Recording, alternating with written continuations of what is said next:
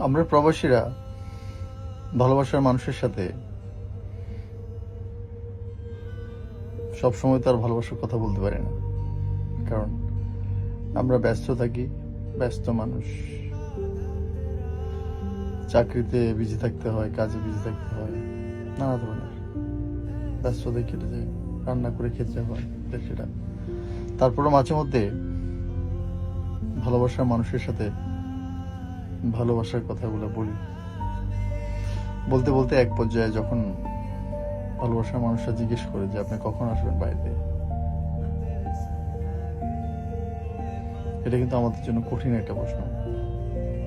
আপনি কখন আসবেন বাড়িতে, তখন কিন্তু আমরা বোবা হয়ে যাই, আমাদের কাছে বলার কিছু থাকে না।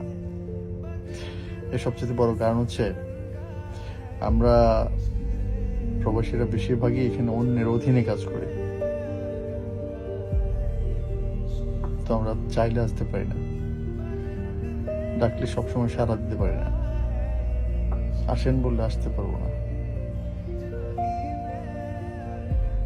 সেজন্য আমাদেরকে প্রবাসী বলা হয়, প্রবাসী মানুষ।